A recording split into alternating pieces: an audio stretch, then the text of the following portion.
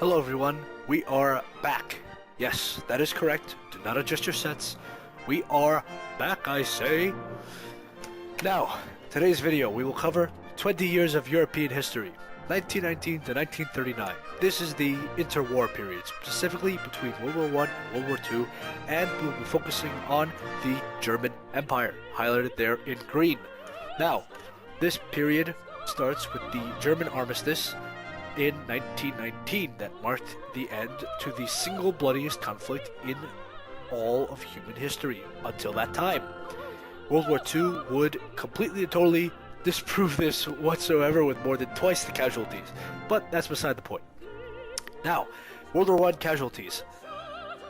A majority of these casualties came from random infantry charges into machine gun nests. The British Army lost 400,000 troops in one day to the Ottoman Empire as they tried to land on the beaches of Gallipoli. It was an absolute train wreck from the beginning to the end. It wasn't well planned, it wasn't well thought out, and the Turks knew they were coming, so that didn't help either. Yeah, it was really, really bad. It was horrible. But the armistice was signed in a boxcar in France.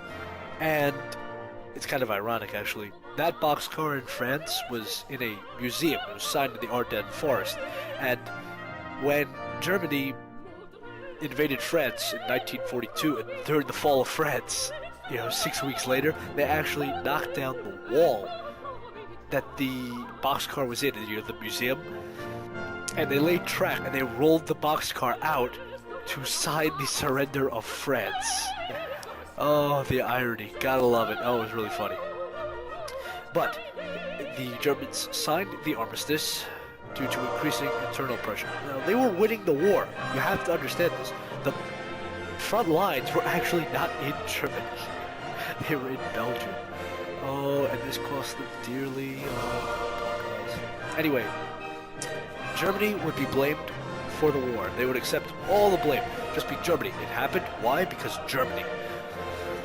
Next, the land captured on the Eastern Front would be granted independence, so states like Poland, Latvia, Lithuania, and Finland would all be granted independence from the Germans. If you don't remember, the Germans and the Russians signed separate peace treaties with Germany. Now, they would demilitarize and dismantle all of their fortifications in the Rhineland. These included vast forts and such.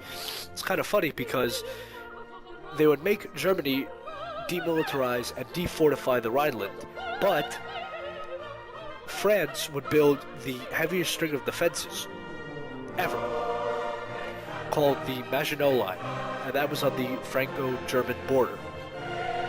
And it's hilarious because they built these massive defenses with these massive anti-tank guns, there's all these weapons and weaponry and stuff, and it was hilarious because the Germans used the Schlieffen plan, and they were like, alright, so we'll just go around it. And that's exactly what they did. They went through the Netherlands, Luxembourg, and Belgium, and they just swept right through France because the French relied too heavily on their defenses. Gotta love France. Next, Germany was also not allowed to have over 100,000 troops in the Rhineland at one time. This was going to be seen as a threat if it was violated, which Hitler completely totally ignored, and France and the UK let him get away with it. So, hooray, thank you very much. Next, Germany would also be split in a space called the Polish Corridor, which is there. Now, this is a very bad idea. And the reason why I say it was a very, very bad idea is the fact that Germans and Poles hate each other. They still hate each other. I know people who are Polish, who are second-generation Polish, they hate Germany. They absolutely, absolutely hate Germany. What they don't understand is the fact that most of Poland's exports and imports and factories are all owned by Germans. But that's beside the point, and that's a topic for another day. What we have here is the city of Danzig. The city of Danzig was a major trading port in the region, and it was granted its own autonomous independence from Poland and from Germany, essentially, which was okay with the Germans. They didn't really want Poland to have it, but Poland took German lands, and so that infuriated all Germans. And what they also did is they cut off Germany from its ancestral homelands.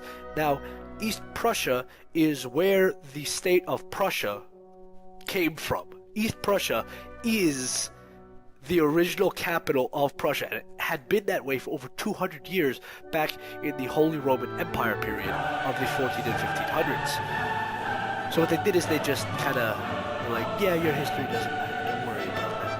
It's okay. Yeah, so that didn't work out. It didn't paint a very good picture with what happened next.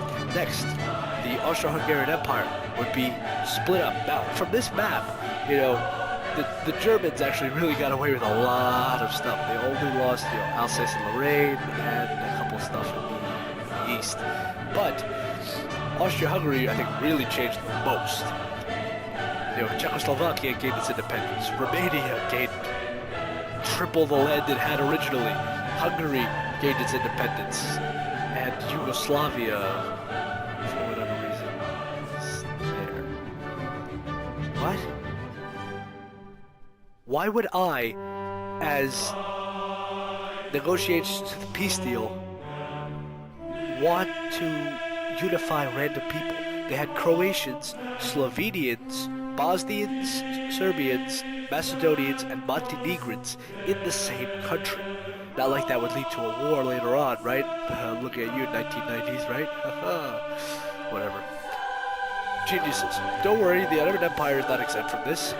Romania, Bulgaria, Greece, Lebanon, Syria, Iraq, and Armenia all gained their independence. Saudi Arabia also gained some land, you know, and Kuwait became a British mandate. You know, Syria, Lebanon, those all became British mandates in the Middle East, and French mandates. So the French and the British would shape that landscape, but that's a video for another day.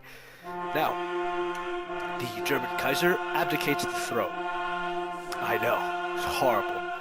But the reason why he abdicated the throne was so that they could accept the armistice deal. You see, they couldn't actually accept the deal unless the guy abdicated the throne. So he abdicated, and they created the Weimar Republic in the town of Weimar, which is why it's called the Weimar Republic. That lasted for 14 years. That was crap. You want to know why that was crap?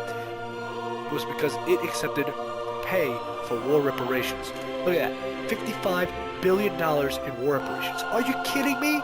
In today's money, that is $2 trillion. That's the GDP of Italy.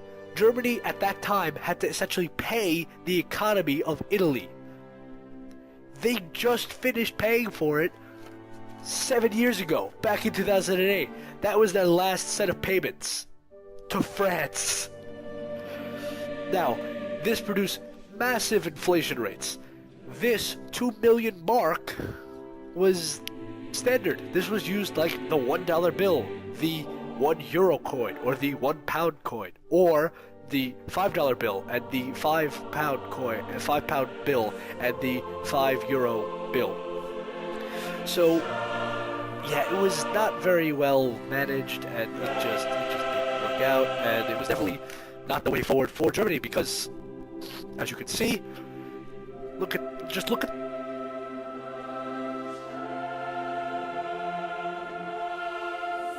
Of 9. What? Your money in 4 years was worth 9 times less than it was